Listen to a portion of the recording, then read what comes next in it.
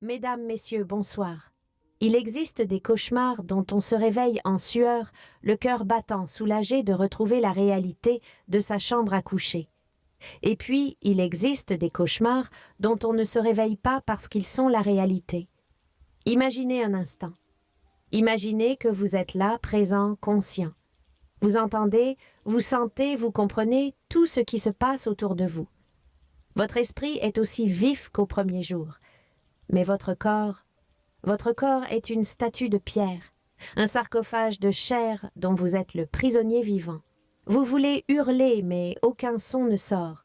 Vous voulez lever la main pour arrêter le geste qui vous menace, mais pas un muscle ne tressaille. Vous êtes, selon l'expression médicale terrifiante, enfermé. Le locked-in syndrome. C'est déjà en soi une tragédie absolue. Mais imaginez maintenant que dans ce silence forcé, vous entendiez les êtres que vous aimez le plus au monde comploter votre mort. Imaginez que votre propre fils, celui que vous avez bercé, nourri chéri, se tienne au pied de votre lit et, profitant de votre mutisme, ordonne au médecin de débrancher la prise. L'histoire de ce soir nous emmène à Lyon dans les couloirs aseptisés d'un service de réanimation où va se jouer une partie d'échecs macabre entre la vie et la mort, entre la cupidité et le devoir. C'est l'histoire de Jeanne Leroux, une femme qui voulait vivre, et de son fils Antoine qui avait besoin qu'elle meure. Je vous demande ce soir une attention particulière, car ce récit nous force à regarder en face cette peur primale. Et si demain votre vie ne tenait plus qu'à un clignement d'œil, tout commence dans le noir. Un noir absolu, épais, visqueux. Et un son rythmique, lancinant, artificiel. Bip, bip, bip. Ce son, c'est le métronome de l'angoisse. C'est le bruit d'un moniteur cardiaque. Jeanne Leroux ouvre les yeux. Ou du moins, elle croit les ouvrir. La lumière est aveuglante, agressive. Des formes floues s'agitent au-dessus d'elle, des taches blanches et bleues qui dansent dans un brouillard d'éther. Elle essaie de tourner la tête pour comprendre où elle est. Impossible. Sa tête pèse une tonne. Elle est comme soudée à l'oreiller. Elle essaie de demander « Où suis-je » Mais sa bouche ne bouge pas. Sa langue est une masse inerte collée à son palais. Aucun son ne sort pas, même un souffle. Juste ce bip, bip, qui s'accélère. La panique la submerge. Une vague de terreur pure. Elle est là, elle pense. Elle crie à l'intérieur de son crâne, mais le monde extérieur reste sourd. Soudain, une voix perce le brouillard. Une voix urgente, autoritaire. Celle d'un homme, un médecin. Hémorragie méningée massive. Le tronc cérébral est compressé. Elle est dans le coma, mais on a une fenêtre de tir très courte. Il faut opérer tout de suite pour décompresser, sinon les dégâts seront irréversibles, voire fatals. Préparez le bloc. Jeanne comprend. Elle a fait un AVC. Elle se souvient de cette douleur fulgurante dans la nuque comme un coup de poignard alors qu'elle sortait ses brioches du four ce matin. Elle veut hurler « Oui, opérez-moi, je suis là, sauvez-moi » Mais une autre voix s'élève. Une voix qu'elle connaîtrait entre mille. Une voix chaude posait cette voix qu'elle a tant aimée, celle de son fils Antoine. « Non, docteur, attendez. » Le silence tombe dans la pièce. Les bruits de chariots s'arrêtent. Antoine reprend d'un ton accablé, théâtralement triste. « Maman. Maman m'a toujours fait promettre. Elle a une peur panique de l'acharnement thérapeutique. Elle m'a toujours dit, Antoine, si je dois finir comme un légume, si je dois être branché de partout, ne laisse pas faire ça. Laisse-moi partir. Je suis sa personne de confiance, docteur. J'ai les papiers. Je m'oppose à l'opération. » À cet instant précis dans sa prison de chair, le cœur de Jeanne explose. Le moniteur s'affole. Bip, bip, bip, bip. C'est un mensonge abominable. Jamais elle n'a dit ça. Elle aime la vie, elle a 75 ans, mais elle a l'énergie d'une femme de 50 ans. Elle a ses boutiques à gérer, ses voyages prévus, ses amis. Elle n'a jamais signé de directive anticipée refusant les soins. Antoine est en train de la condamner à mort sous les yeux des médecins. Le médecin hésite. On sent la tension dans sa voix. « Monsieur Leroux, je comprends, mais elle est stable. Si on opère maintenant, elle peut récupérer. Sans l'opération, l'œdème va s'étendre. C'est une question d'heure. Êtes-vous certain de votre décision? C'est irréversible. Je suis certain, répond Antoine avec une fermeté glaciale qui contraste avec ses larmes de crocodile. Respectez ses dernières volontés. Accompagnez-la, c'est tout. Pas de bistouri. Juste la paix. La paix. Ce mot résonne comme une insulte aux oreilles de Jeanne. Elle essaie de bouger un doigt, un orteil de faire un signe. Rien. Le lien entre son cerveau et ses muscles est coupé. Elle est une spectatrice impuissante de sa propre exécution. Elle sent une larme se former au coin de son œil, mais elle ne peut même pas la laisser couler. Elle est seule, terriblement seule face à son assassin de fils. Pour comprendre l'ampleur de cette trahison, il faut savoir qui est Jeanne Leroux. Jeanne n'est pas une victime née, c'est une combattante, une mère courage à la lyonnaise. Veuve très tôt, elle a repris la petite boulangerie de son mari dans le Vieux-Lyon et en a fait un empire local. Les délices de Jeanne, ses 5 boutiques, une réputation d'excellence et une fortune confortable amassée à la sueur de son front en se levant chaque nuit à 3 heures du matin pendant 40 ans. Jeanne est une femme de caractère généreuse, mais exigeante. Son seul point faible, son talon d'Achille, c'est Antoine, son fils unique, l'enfant roi. Antoine a aujourd'hui 45 ans. C'est un bel homme séduisant, beau parleur, toujours habillé en costumes italiens sur mesure. Il se présente comme consultant en investissement, un titre flou qui cache une réalité bien moins glorieuse. Antoine est un flambeur. Il a toujours considéré l'argent de sa mère comme le sien. Jeanne, par amour, par culpabilité peut-être, d'avoir trop travaillé, a toujours épongé ses dettes. « C'est la dernière fois, Antoine », disait-elle à chaque chèque signé. Mais Antoine savait qu'il y aurait toujours une autre fois. Cependant, quelques mois avant le drame, quelque chose avait changé. Jeanne avait découvert l'ampleur du désastre. Antoine ne s'était pas contenté de dépenser, il avait spéculé.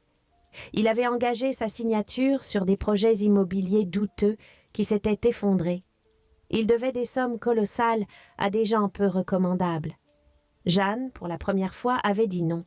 « Je ne vendrai pas mes boutiques pour payer tes folies, Antoine. Tu vas devoir assumer. Je vais mettre mon patrimoine sous protection juridique. » Elle avait rendez-vous avec son notaire la semaine suivante pour modifier son testament et sécuriser ses biens, peut-être même pour placer Antoine sous une forme de curatelle. Mais le destin ou le stress intense de cette dispute a provoqué cet AVC avant qu'elle ne puisse signer quoi que ce soit. Antoine sait tout cela. Il sait qu'il est au bord du gouffre. Si sa mère survit mais reste lourdement handicapée, l'argent de la famille servira à payer les soins, les maisons médicalisées, les infirmières. Le capital fondra comme neige au soleil. Et surtout, elle aura le temps de changer son testament. Mais si elle meurt... Ah, si elle meurt maintenant rapidement, dignement. C'est le jackpot. L'assurance vie. Un contrat ancien très avantageux dont il est le seul bénéficiaire. 1 million d'euros nets d'impôts versés immédiatement au décès. De quoi effacer ses dettes, sauver sa peau et recommencer à flamber. Voilà l'équation qui tourne dans la tête d'Antoine Leroux. Une équation simple, la vie de sa mère contre sa propre survie financière. Et il a fait son choix. Retour à l'hôpital. 3 jours ont passé, 3 jours d'une agonie lente. Puisque Antoine a refusé l'opération salvatrice, Jeanne a été transférée dans une chambre de soins palliatifs. L'antichambre de la mort. Ici, on ne guérit pas. On soulage. On attend. Jeanne est toujours là, enfermée. Son cerveau a survécu au choc initial, mais les connexions motrices sont détruites. Elle entend tout. Elle sent tout. Elle sent l'odeur douceâtre des lits que les visiteurs apportent, cette odeur d'enterrement avant l'heure. Elle sent la soif, une soif terrible, car on a arrêté l'hydratation artificielle sur ordre d'Antoine pour ne pas prolonger l'agonie. Ses lèvres sont sèches, craquelées. Sa gorge est un désert de feu. Antoine est là tous les jours. Il joue le rôle du fils éploré à la perfection. Il tient la main inerte de sa mère devant les infirmières. Il soupire.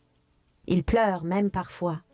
elle était si forte. C'est dur de la voir partir, mais c'est ce qu'elle voulait, répète-t-il à qui veut l'entendre. Mais quand la porte se ferme, quand les infirmières partent, le masque tombe. Jeanne sent la main de son fils qui devient moite, impatiente. Elle l'entend passer des coups de fil à voix basse, juste à côté de son oreille. « Oui, maître, oui, le décès est imminent. J'ai déjà envoyé les documents pour l'assurance. Non, ne vous inquiétez pas, d'ici la fin de la semaine, j'aurai les fonds. Je vous ferai le virement. » Chaque mot est un coup de poignard. Il vend sa peau alors qu'elle est encore chaude. Le soir, la femme d'Antoine, Sophie, vient le rejoindre. Elle est moins bonne actrice. Elle regarde le corps de sa belle-mère avec dégoût. « Ça prend du temps, Antoine, » chuchote-t-elle. « Tu es sûr qu'elle ne va pas se réveiller? Les médecins disent que son cœur est solide. »« Tais-toi, » siffle Antoine. « Elle ne se réveillera pas. Le cerveau est bouilli. C'est une question de jours. On doit juste tenir le coup. Dès qu'elle lâche, on est libre. » Jeanne hurle en silence. « Je vous entends, bande de vautours, je vous entends. » La haine, une haine pure et brûlante, commence à remplacer la peur. Cette haine lui donne une force insoupçonnée. Elle ne veut pas mourir. Pas maintenant. Pas pour leur laisser la victoire. Elle doit trouver un moyen. Elle concentre toute son énergie, toute sa volonté sur une seule chose: bouger. N'importe quoi. Un doigt, une paupière. Elle essaie de bouger son petit doigt droit. Elle force. Elle sue à l'intérieur. Rien. Elle essaie de bouger ses lèvres. Rien. Mais elle remarque quelque chose. Ses paupières. Elle peut encore cligner des yeux. C'est un réflexe, mais peut-elle le contrôler? Ferme. Ouvre. Ferme. Ouvre. C'est infime. Presque imperceptible, mais c'est là. C'est son seul lien avec le monde. Son code morse de survie. Mais qui va la regarder? Antoine évite son regard. Les médecins passent en coup de vent, convaincus qu'elle est dans le coma profond. Ils regardent les machines, pas la femme. Seule une personne semble différente. Une jeune femme. Chloé. Chloé est une stagiaire infirmière. Elle a 22 ans. Elle n'est pas encore blasée par la mort. Elle n'a pas encore appris à ne plus regarder les patients condamnés. Elle prend le temps de faire la toilette de Jeanne avec douceur. Elle lui parle. « Bonjour, Madame Leroux. Il fait beau aujourd'hui.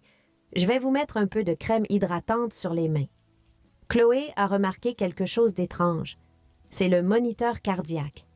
À chaque fois qu'Antoine entre dans la chambre, le rythme cardiaque de Jeanne s'accélère. Il passe de 70 à 110 pulsations par minute. Les médecins disent que c'est une réaction neurovégétative au stress de la douleur. Mais Chloé a une intuition. Elle trouve qu'Antoine est trop pressé, trop parfait, et ce regard fuyant. Nous sommes le 5e jour. C'est le jour critique. L'état de Jeanne se dégrade par manque d'eau. Antoine est sorti dans le couloir pour répondre à un appel urgent de sa banque.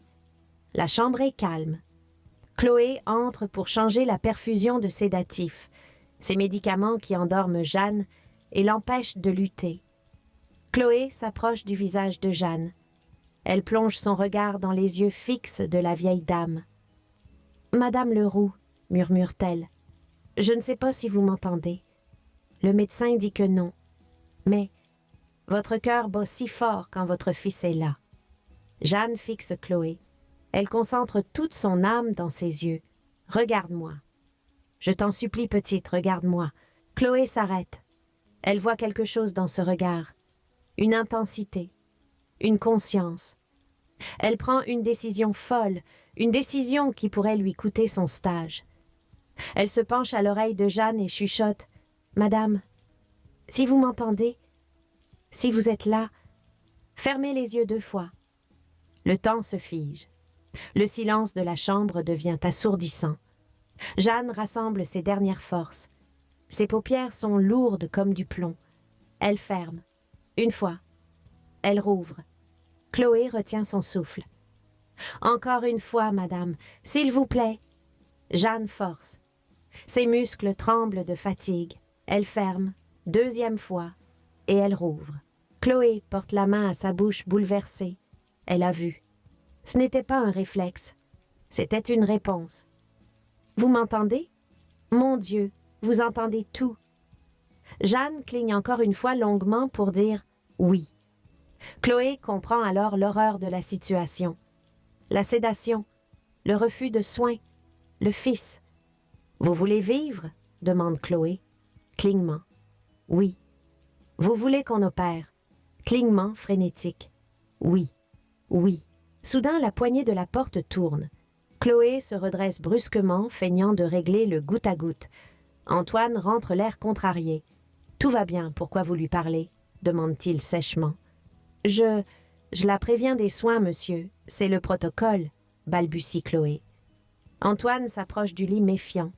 Il regarde sa mère. Jeanne garde les yeux grands ouverts, fixés sur lui, avec une lueur nouvelle. Une lueur de défi.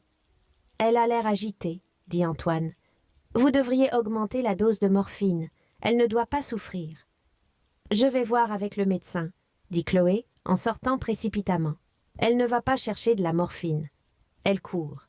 Elle court dans les couloirs jusqu'au bureau du docteur Vasseur, le chef de service de réanimation, un homme austère mais intègre.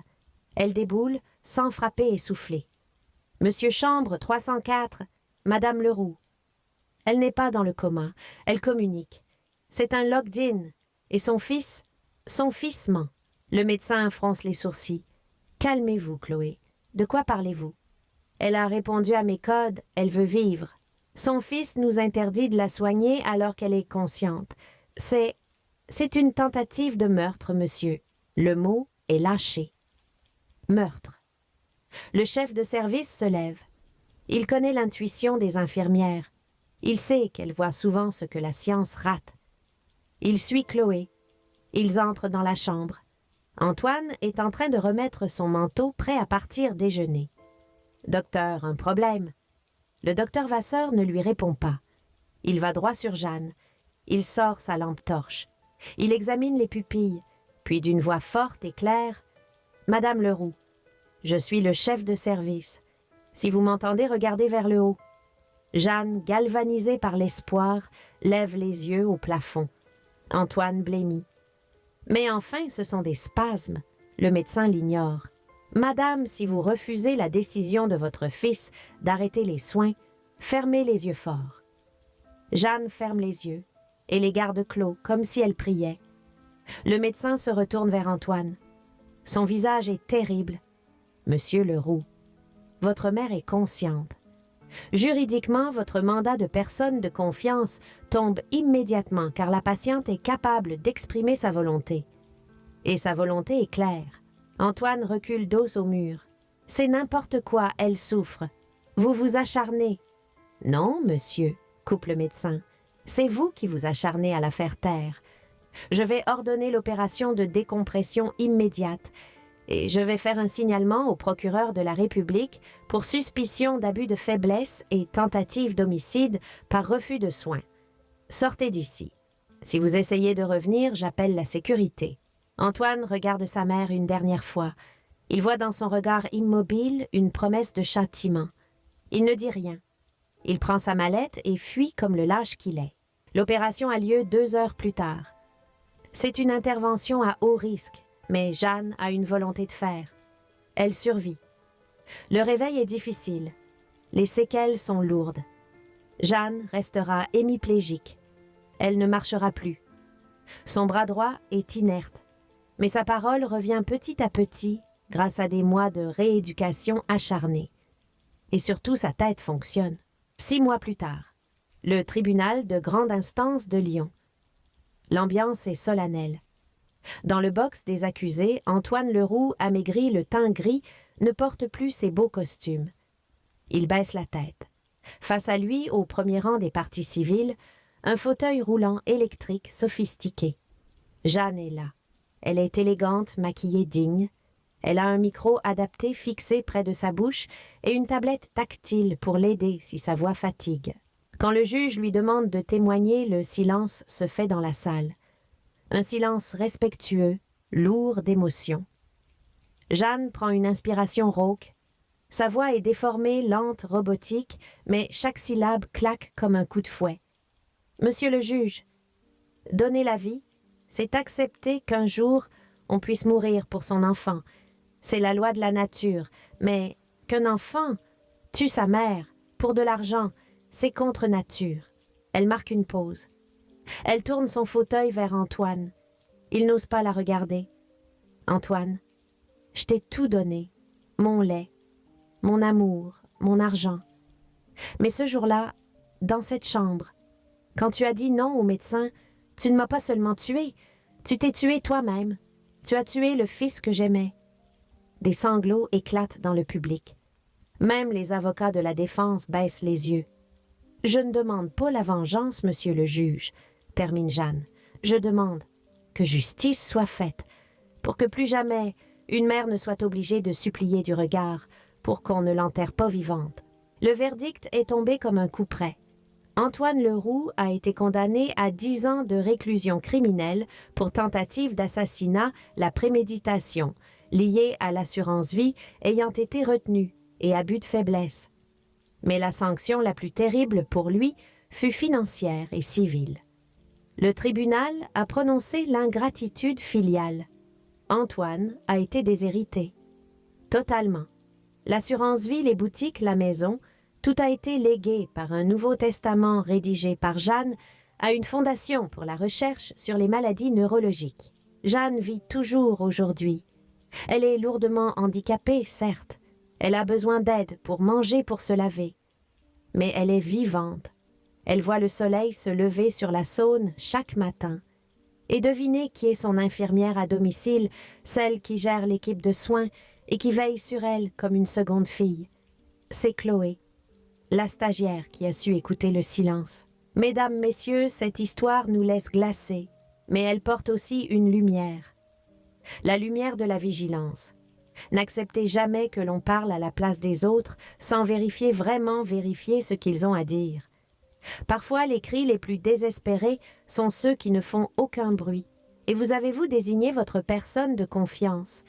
Choisissez-la bien, car un jour, votre vie pourrait reposer entièrement entre ses mains. Bonsoir à tous, dormez bien et écoutez ceux qui se taisent.